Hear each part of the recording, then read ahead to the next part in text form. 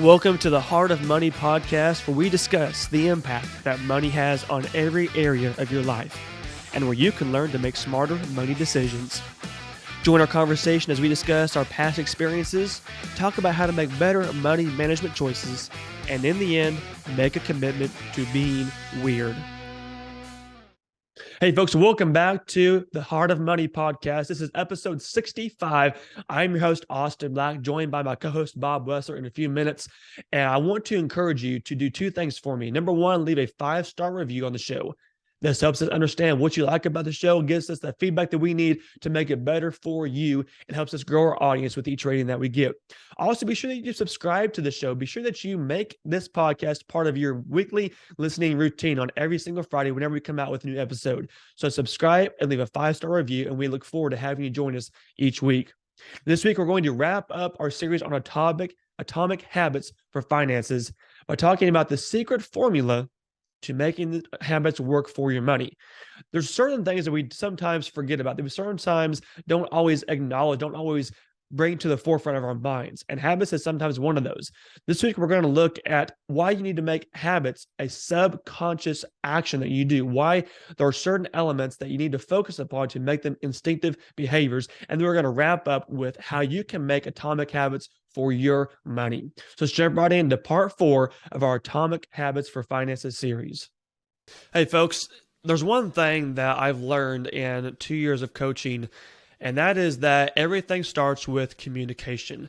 If you can't talk about money, you can't manage money. And if you have a hard time getting on the same page with your spouse and communicating with them in a effective manner, then you're not going to be able to agree upon how to manage your money, pay down your debt, save for retirement, whatever you want to do. Well, I've learned the 6 secrets to having healthy money conversations, and I want to give you access to that training today at freedommoneycoach.com/moneyconversations. It's the 6 steps that I have discovered that are really key and fundamental to you and your spouse getting on the same page about money, talking about it, understanding it, and ultimately winning with it. So hop on over to freedommoneycoach.com/moneyconversations. Get your course, get the 6 secrets to healthy money conversations, and begin winning with money by talking about it the right way. I have to go. So are there any that. other steps and laws that you want to walk us through before we kind of start doing our recap of structure? And I'm going to leave that one up to you, but there was one other point that I think we talked about earlier on off air that was one that really stuck to me, was the Diderot effect. The story in the book is a man by the name of Diderot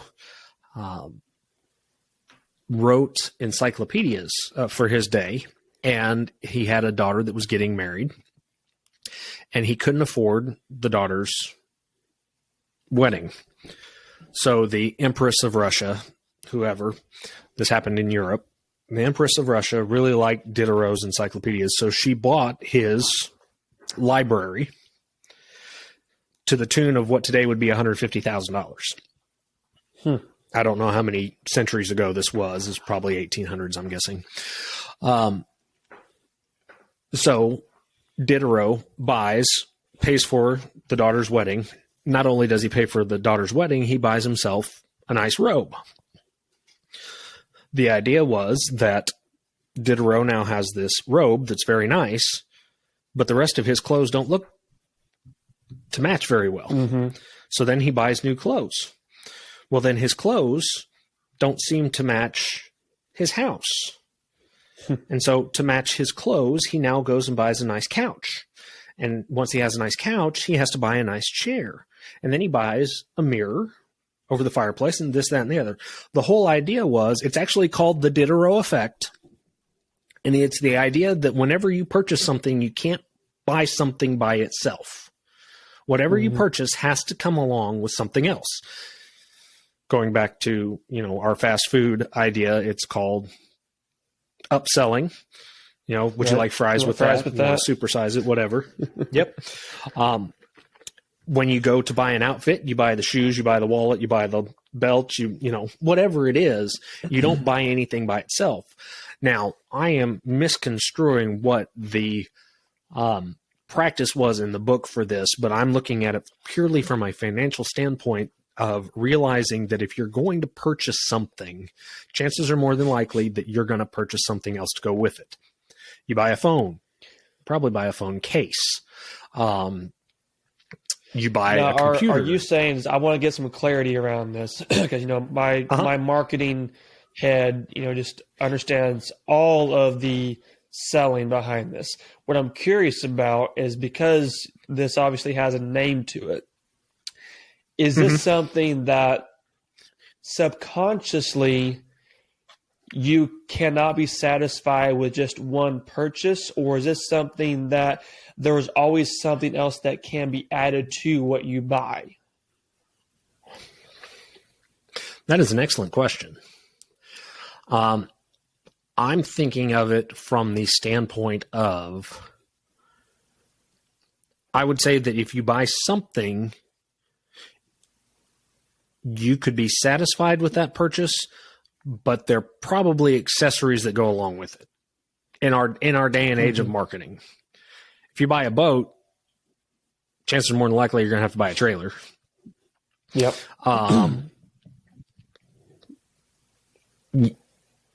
I think there are cases for and against this, but what I really took away from it was kind of like the thinking out loud, being cognizant of a purchase and realizing that more than likely it's not just going to be that one item that you purchase, but there are going to be other items that you purchase as accessories or as additional items to complete that purchase.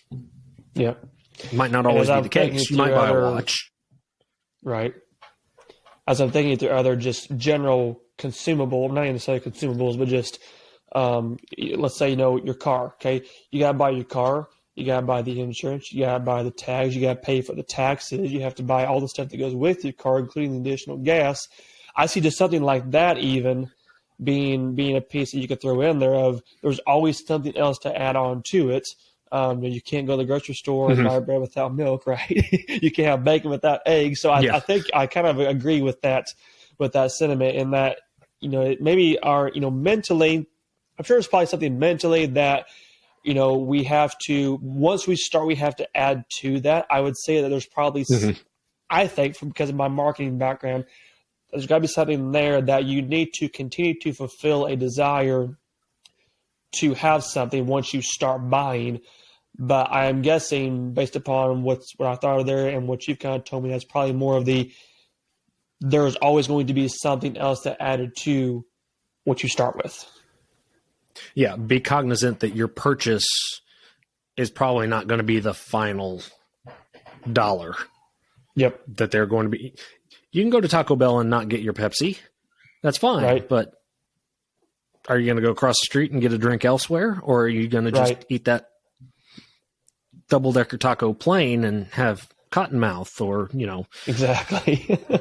there is, in many cases, you're not going to buy item A without purchasing item B to go with it, or getting some type of coverage, or just being cognizant of the fact that if you go and buy a burger, they're going to ask you if you want fries with that. I mean, you made that comment immediately. Or would you like to supersize it? There's always going to be some component that can be added on from a marketing standpoint that you need to be aware of. Yep. Love it. Yeah. And that's interesting because, you and I had kind of talked about that before, but I hadn't really, I guess I had forgot that concept too, but it is, that's a very, I think that in of itself is a unique, just piece of the puzzle as we're talking about all of the habits that you develop, because how many times have we not accounted for the other stuff, right? How many times have we said, okay, we're going to go buy this, but then, oh yeah, we also impulse buy this, this, and that, just because we don't understand the fact that it's never going to be one single thing. And that's just has such a compounding effect. So I think that's a very important piece to this puzzle that folks need to realize and be mindful of. Any situation, there's always going to be something else to play into that factor. And you bring that point up about you bring the point up about, if I'm going to do this, well, then there's going to be this. If I'm going to go buy this, if I'm going to go make this trip, that's another thing in habits, something for me personally in saving your money. And again, going back to being defensive, I'm not going to go to Walmart every day this week. I'm going to make my list and I'm going to go to Walmart one day. Mm-hmm. Or I'm going to plan my trips so I do stops at 3 or 4 places in one day instead of making 4 different day trips for these things. I think those are accumulated habits that we learn over time in being able to save our money and being able to, again, make our money work for us in that we're planning that out. And, if we run out of milk, that's one thing. But if we know we need 2 gallons, we're going to go when we need 2 gallons versus when we're just about out, so right. There's a whole idea of, and that goes into his stacking a little bit too, but and on a bigger level for the book is going to be, I was going to say, my wrap up of the book is going to be, and this is the part we're going to cut because we keep talking over each other. I'm going to say once more that listeners need to go get the book, read the book, listen to the book, go through it a couple of times, because these are things that, like I said, we jumped around in it quite a bit. There's a whole lot more to it. James does a much better job of explaining things than I have because he spent years researching it and I've spent 3 months listening to it over and over again. So I think if there's something that we've talked about that has struck a nerve or triggered something, if it has or not, go and research the book, get more into it, and look at it not just from the lens of the habit, but from a financial standpoint, or like he says in the end, look at it from a business standpoint, or look at it from a parenting standpoint. You can apply the concepts of the book in different ways to your situation. Dare I say, you have to get a little creative. You have to think a little bit differently about how he's presenting it. But there are other ways to take the same information and use it for your benefit. Yeah, absolutely. Yeah, what I was going to say there was you take at a bigger level, I think you might even be able to say that Diderot effect can present itself if you go on a shopping spree. Like I know as soon as you go to one store and spend money, you're more willing to go to another store and spend money, and then another store, and then another store. You can always come up with something else that you can buy. How many times have we gone out shopping and, okay, well, we're going to go ahead and get lunch while we're out here. Or now we're going to get some ice cream. Or we need to get some gas. There's always, and not that any of those are bad things, but just instinctively, as soon as you start spending money one place, you are more likely and more willing to continue to make purchases throughout that time frame. And I thought of that as you were talking about, going to Walmart. You're not going to go to it every single day, but you're going to go to it one day. I know a lot of times, we do shopping where we're going to go make a run of town, do your thing in one day, and you're more inclined, I think, to have those repeated purchasing opportunities in a situation like that. So something else to kind of think about in that Diderot effect. We had a lot in here. This was a fun conversation. And I mean, you and I are both, huge fans of the book. I need to go back and read it again because I know every person I've talked to that has read it or heard it more than once always gleans something new from each time. So I know I need to go back and do that again. I think we did jump around a lot. And I think that was good to give different points of perspectives and some foundations and some applications of how this all pieces together.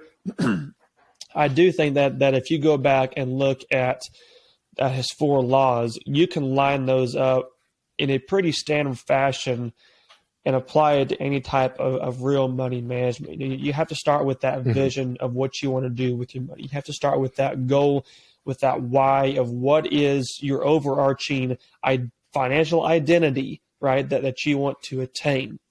And make that decision in your head of this is where we want to go and why we want to be there.